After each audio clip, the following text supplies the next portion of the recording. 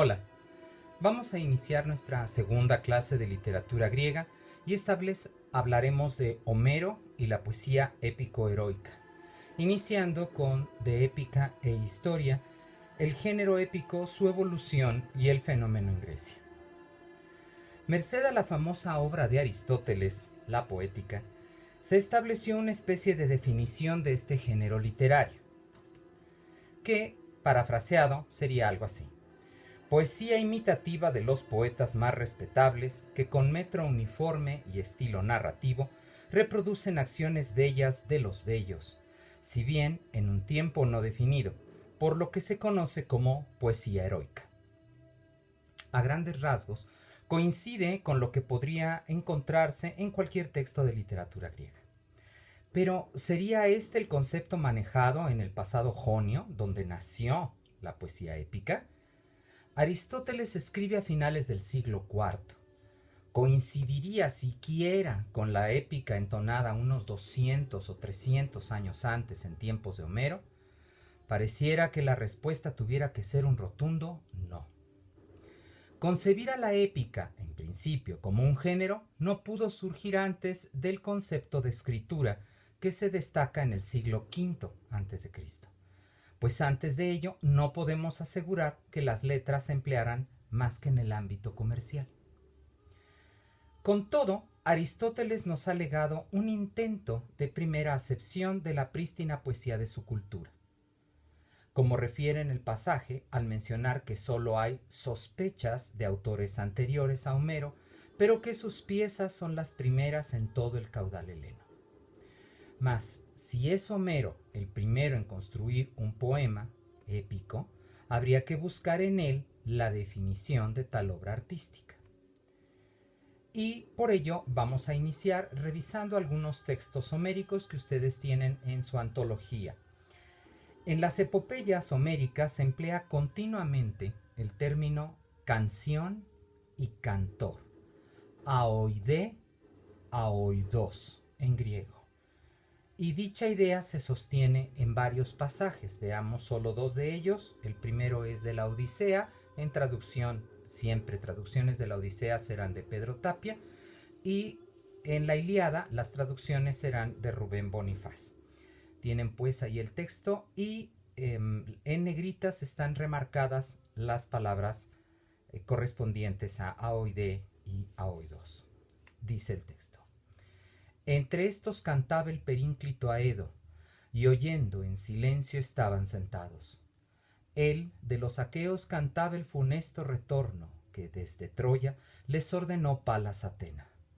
En el piso de arriba ese canto inspirado puso en su mente la hija de Icario, la muy prudente Penélope, y ella bajó por la alta escalera de su habitación. No sola, también dos sirvientas la acompañaban. Y cuando a los pretendientes llegó la divina mujer, se colocó junto al poste de la sala hecha sólidamente, manteniendo enfrente de las mejillas su nítido velo. A cada lado de ella se colocó una esmerada sirvienta. Entonces, lagrimando, le dijo al Aedo divino: Femio, sabes muchas cosas que a los mortales encantan, gestas de hombres y dioses, y los Aedos eso celebran. Una de esas, sentado, canta para estos, y que en silencio sigan bebiendo su vino. Mas pon un fin a ese canto funesto, que siempre al corazón querido en mi pecho tortura, pues más que nadie me vino el odioso pesar. Porque recordando siempre deseo la grandiosa cabeza del varón, cuya fama es amplia en el de Iargo central. Como se puede notar, estamos hablando de un profesional que canta en medio de una celebración. Dicha actividad es presentada no solo como propia de estos profesionales a los que alude Penélope, sino que es propia igualmente de los afamados héroes aristocráticos, como lo presenta Homero para el mayor de ellos, Aquiles. Cito: y de los mirmidones a las tiendas y naves llegaron, y lo hallaron recreando sus mentes con la lira armoniosa, bella, artificiada, y era en lo alto el clavijero de plata. De los despojos tras destruir la ciudad de Etión la tomó, y con esta el alma él se recreaba y cantaba glorias de hombres. Solo Patroclo ante él se sentaba en silencio, esperando a cuando el Eácida terminara su canto.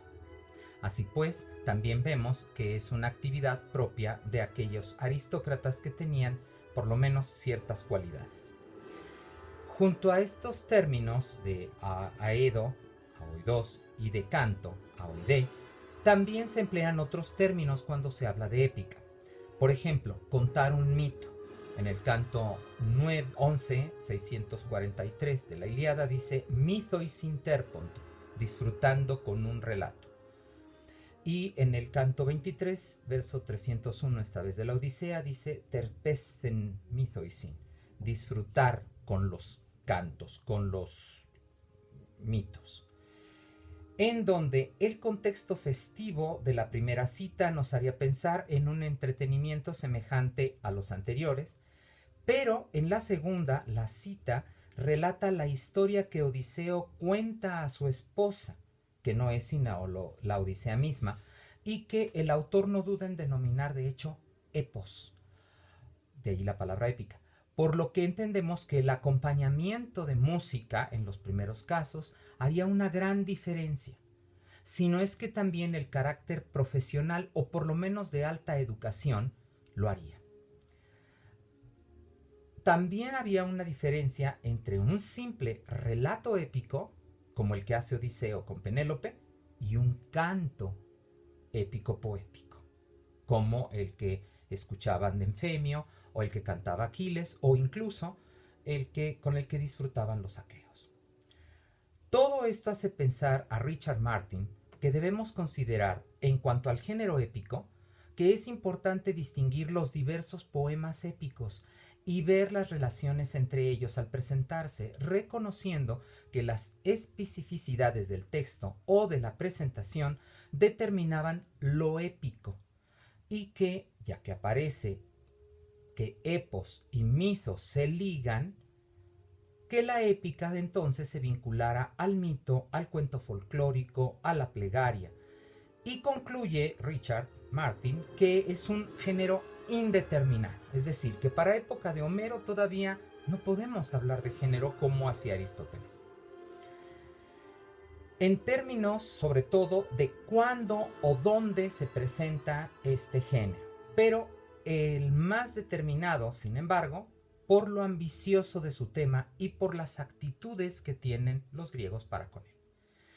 Para la aserción anterior, el filólogo señala que el repertorio de los rapsodas, que son recitadores de épica, como veremos más adelante, comprueba una variedad de epos no ligados a un tema, es decir, como veremos, a una historia bélico-aventurera, ni tampoco a un verso, que ese es otro de los puntos que toma Aristóteles, que están escritos en verso épico, es decir, en verso hexámetro, sino que el género era amplio, rico. Y concluye Martin: la palabra que nos dio épica está de hecho contrastada con nuestra más antigua poesía griega, el mitos.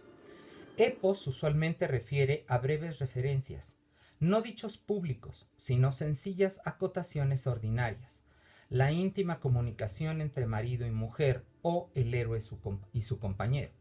Luego, el plural epea comenzó a significar versos hexámetros o épica, y donde quiera que Homero usa ese plural, pero nunca en singular, puede ser sinónimo de mitos. Así entonces, entendamos que para Homero habría diferentes sentidos épicos. La palabra épica, epe en griego, jonio, designó pues finalmente a todo poema hexamétrico, ya que epos fue el nombre arcaico posterior a Homero del verso que consta de 6 medidas, y por tanto, donde predomina dicho verso y su unidad no es la estrofa, sino el propio verso, fue reconocido de esta manera.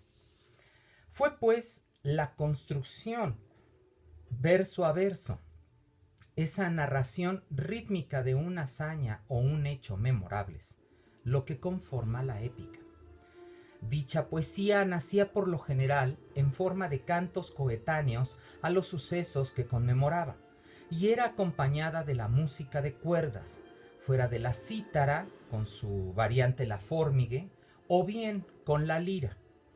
Es un canto considerado divino, ya que procede de los dioses como una inspiración de las musas que relatan al poeta la trama. En tal poesía siempre se encuentra como núcleo a un héroe que se destaca por su valor y fuerza física o moral, y cuyas acciones las determinan el honor y la amistad.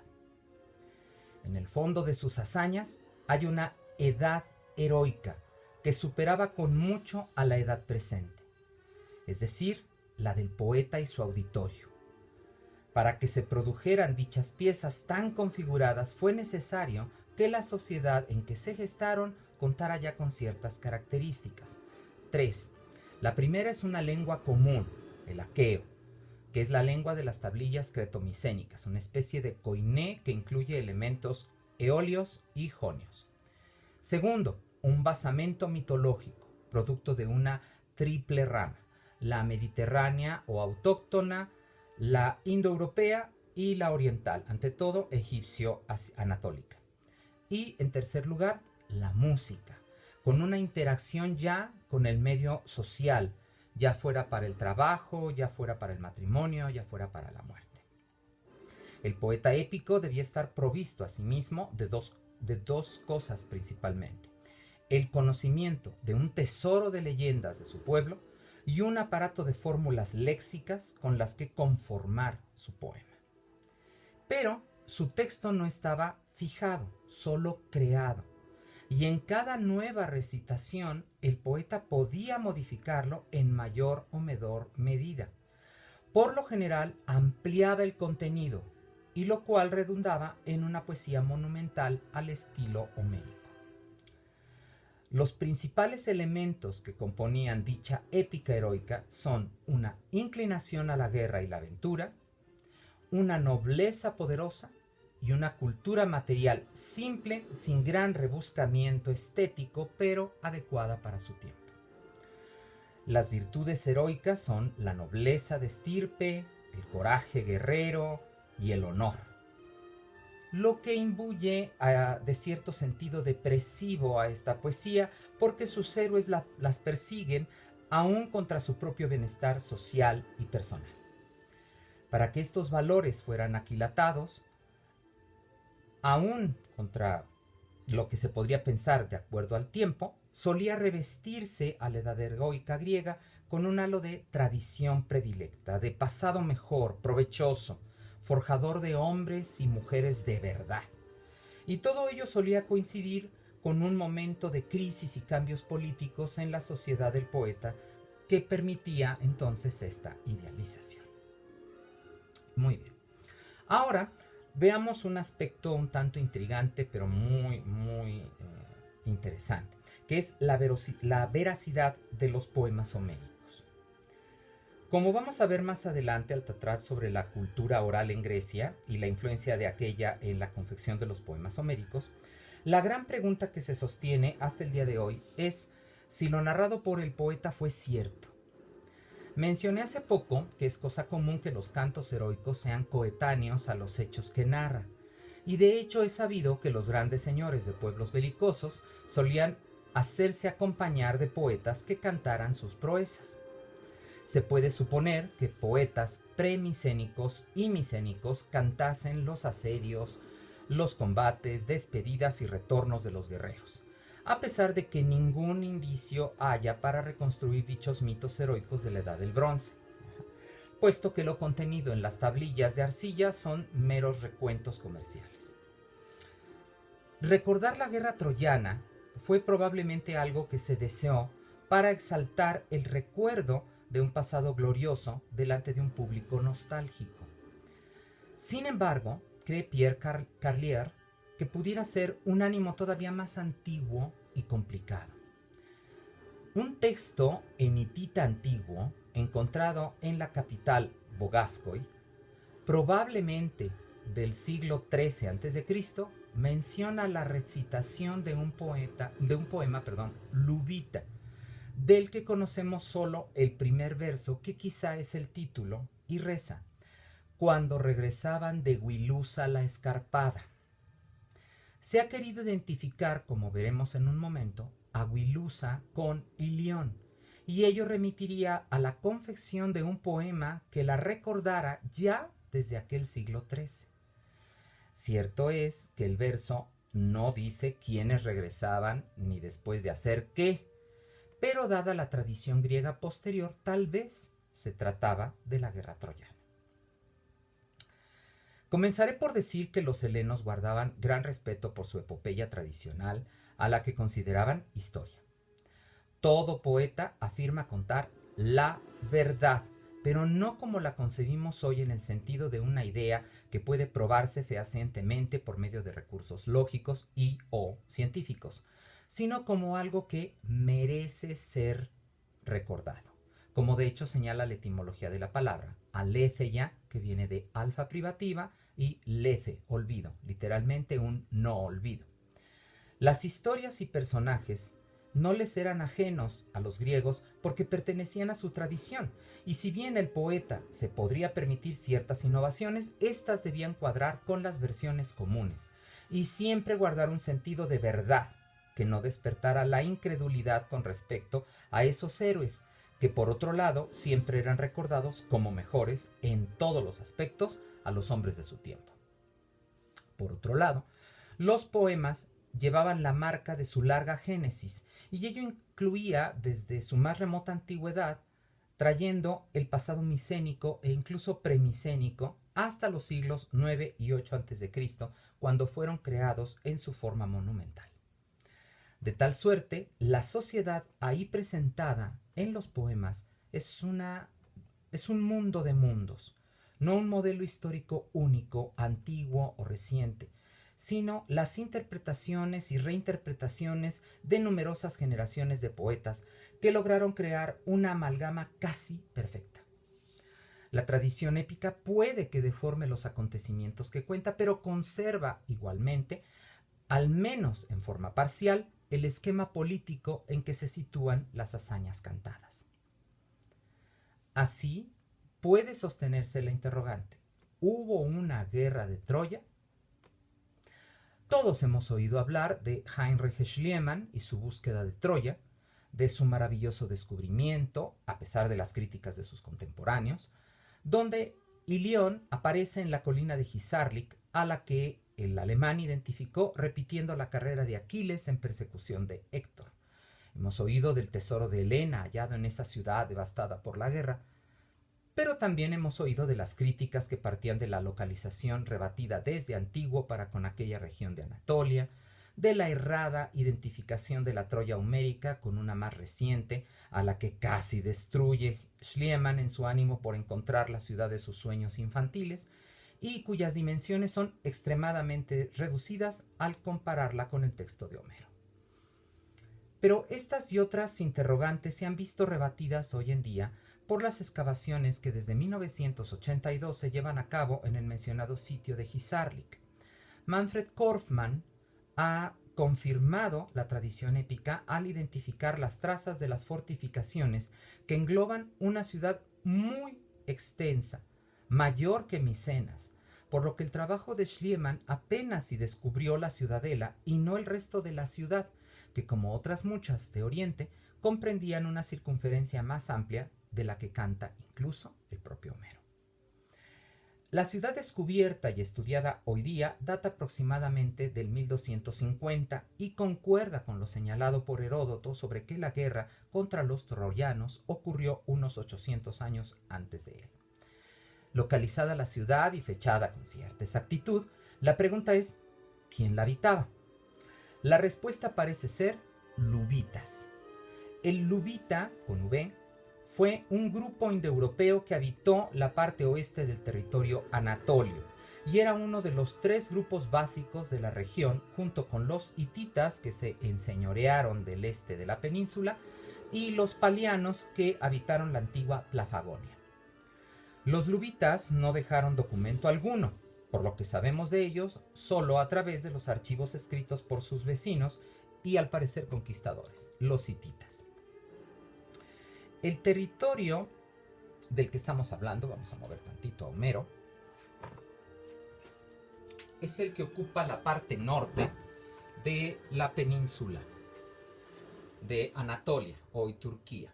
Ajá. El territorio se denominaba Arzawa, y era pues vecino del territorio hitita.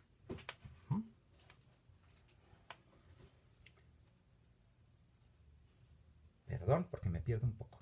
Okay. El territorio de Arzawa, según consta en los archivos de la ciudad hitita de Bogaskoy, tenía dos ciudades luvitas importantes.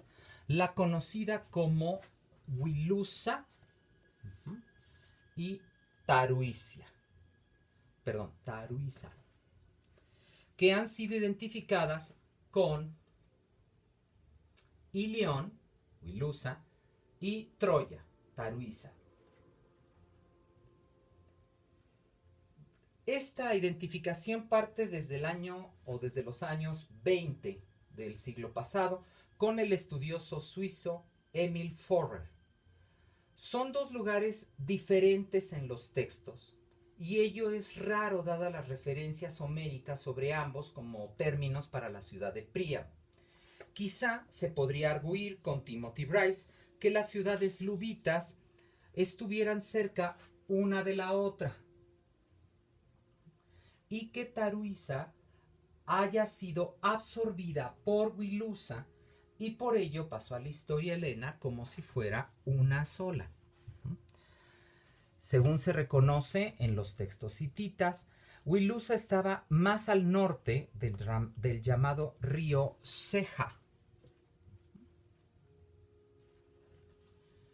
Esto es el extremo noroeste de Anatolia. Hasta donde podemos observar en la escasa evidencia ofrecida por los textos hititas, Wilusa figuró en algunas operaciones de sublevación política durante el reinado del monarca hitita Mursili II en el siglo XIII a.C. y pudo ya involucrar al reino aqueo, como vamos a ver en un momento más.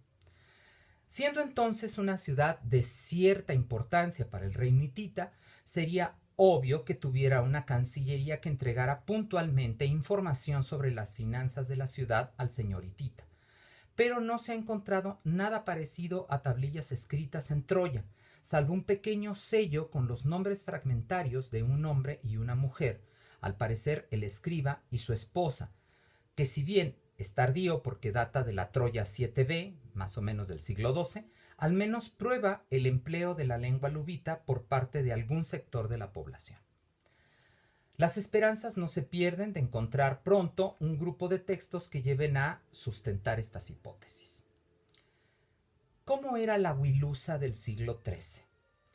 Las excavaciones modernas han revelado un área 10 veces más grande que la colina de Hisarlik, unos 200.000 metros cuadrados. Dada la extensión y la capacidad de producción de alimentos de la región en la que se encuentran, Korfman estima que Wilusa Troya podría haber sostenido una población de entre 5.000 a 10.000 habitantes. Así podemos recrear la ciudad muy semejante a otras urbes hititas, ciudades-estado claramente, con un alto monte fortificado y un asentamiento bajo a nivel plano, si bien fortificado por igual. El monte alto sería el Alcázar Real y la ciudad baja sería la residencia del pueblo. Así estaría, por ejemplo, la ciudad hitita de Hattusa o la ciudad de Buyake. Ambas, obviamente, en territorio hitita. Wilusa era un centro próspero, política y militarmente poderoso, una zona de densa población debido a la gran extensión territorial. Una ciudad así sería un hueso muy duro de roer para cualquier conquistador, más porque estaría apoyada necesariamente por la dominadora ciudad hitita. ¿Por qué un pueblo heleno micénico, dadas las fechas tendría que ser así, habría de llevar la guerra a un territorio de esa naturaleza? Heródoto asegura que Helena fue un mero pretexto para luchar contra Troya, ya que la reina no se hallaba en la ciudad. ¿Fue entonces el medio para saquear una ciudad rica? ¿O es que el historiador ya trata de racionalizar el mito? Tal vez haya algo de cierto en las especulaciones antiguas, porque los hititas parecen guardar el recuerdo de un reino aqueo. 30 textos de los archivos reales de Bogaskoi, en Anatolia Central, mencionan de hecho un reino denominado Ahiyagua, que bien podría ser un reino aqueo. El término hitita se presenta en dos formas. La más antigua es Ahiya, que suena mucho a Akia, aqueo, y una más reciente, Ahiyagua. Se refieren a un territorio o reino con el que los monarcas hititas del siglo XIII tuvieron diversas relaciones y coinciden, por tanto, con los tiempos de la Grecia del Bronce y con la dorada Micenas. Fue Emil Forrer, el suizo del que ya hablé en la época de los 20, quien identificó por primera vez a Ahiyagua con Micenas. E incluso fue más allá y sugirió que ciertos nombres hititas se relacionaban con la saga troyana. Las investigaciones se sucedieron y nuevos autores ampliaron las sugerencias. A más de Wilusa y León, hablaron, por ejemplo, de Milawanda, que es otra de las ciudades que aparecen en el texto, y la relacionaron con Mileto, o Lapsa, que identificaron con Lesbos. Aunque el debate sobre tales identificaciones continuó por muchos años con detractores de prestigio académico, hoy en día se considera como una gran posibilidad relacionar a dicho reino con Micenas. Si bien parece que los estudiosos hoy día están seguros de localizar el famoso reino de Ahiyagua en territorio continental griego, parece también que con ese nombre los hititas solían denominar a las regiones colonizadas por estos en sus territorios y que estarían en la parte sur de la península. Allí también estaría el territorio de Ahiyagua como dependiente del territorio continental, y donde la ciudad más importante sería la ciudad de Milawanda, muy posiblemente, como digo, la ciudad de Mileto. Basándose pues en alusiones a dicho reino y a sus muchos estados, Kelder ha sugerido, contraviniendo lo considerado por otros filólogos y arqueólogos, que el reino de los aqueos fuera muy extenso, incluyendo parte de la Tebaida y de las islas, con la capital de Micenas y regida por un gran señor, el Banax de las tablillas. Si bien no puede descartarse, como hace el propio Kelder, que también se tratara de una coalición de ciudades micénicas bajo el mando de un gobernante específico que en uno de sus textos incluso recibe el nombre de Atarasilla, que podríamos identificar con Atreo, padre de Agamenón y Menelao en el mito. La primera mención de Ahiyagua data del tiempo del reino de Supiluliuma, el gobernante hitita, más o menos entre el 1380 y el 1346, la cual cuenta que una exiliada importante, quizá la reina, fue enviada al reino de Ahiyagua, y quizá podríamos recordar aquí el mito de la princesa hermana de Priamo, Hesione, que fue secuestrada por los aqueos. Después, bajo el mandato del siguiente monarca hitita, Mursili II, más o menos entre 1345 y 1315, una tablilla oracular nos señala que el dios de Ahiyagua ha sido invocado con la vista puesta en el rey, obviamente en el rey hitita. Sin embargo, son la serie de tablillas que evocan un grave enfrentamiento entre el rey de los hititas y el de Ahiyagua en la región de Milawanda el que más interesa. Finalmente hay también una carta del último de nuestros reyes hititas que nos interesan, Tudalillas IV, más o menos del 1265 al 1239 fue su reinado, que alude al rango del rey de Ahiyagua. Para comprender las relaciones entre ambos reinos hay que denotar cómo estaba conformada la situación de aquellas potencias. Los grandes reinos de la época, el reino de Hatti, reino de los hititas, el reino egipcio, el reino de Mitanni, el de Babilonia, mantenían una serie de contactos comerciales y políticos, utilizando para ello reinos menores intermedios que los vinculaban, como la región de Arsagua, en Anatolia, la isla de Chipre, o los localizados en el cercano oriente, ciudades como Damasco, Tiro, Sidón, Biblos y Jerusalén, cuyas ciudades se enriquecían y aumentaban su influencia por medio de esta comunicación entre los grandes señores. Dichas urbes mantenían grandes grupos de escribas que se comunicaban entre sí sobre el comercio, levas militares y alianzas matrimoniales, todo mediante una exhaustiva correspondencia que incluso a veces tomaba tintes de alianzas matrimoniales sencillas, meramente cotidianos. Micenas, como reino, parece que formó parte de ese selecto grupo. Hacia el 1300, los de Ahiyagua parecen unirse con los reyes de Arsagua en su rebelión contra los hititas, pero serían derrotados y la familia real de Arsagua se exilia a Grecia. Aquí parece comenzar una serie de malentendidos entre los reinos que nos hablan del debilitamiento del reino hitita y el fortalecimiento del reino aqueo, e incluyen dos menciones muy interesantes para suponer que la guerra troyana del mito pudiera tener atisbos de verdad. Sabemos, por ejemplo, de un tratado del rey hitita, quien debería ser Hattusili III, con el rey de Wilusa. El rey de Wilusa, sorpresivamente, se llama Alashkandu, que recuerda al Alejandro del mito griego, que sería el nombre que recibió París cuando fue criado por los pastores. De ser así, estaríamos hablando ya de un nombre hecho y derecho. El tratado versa sobre la ayuda del rey de Wilusa que promete a su homónimo hitita para la batalla de Qadesh, y por tanto situamos estos textos entre el 1275 y el 1274, cuando se dio esta guerra contra los egipcios. Y hace ver que la ciudad de Wilusa sería fiel a Hatti. Alrededor del año 1260, todavía reinando Hattusili III, Ahiyagua se une al reino del río Ceja contra los hititas, por lo que probamos que los aqueos eran los vecinos más peligrosos e importantes en ese momento. El texto conocido hoy como Carta de Tagualagagua,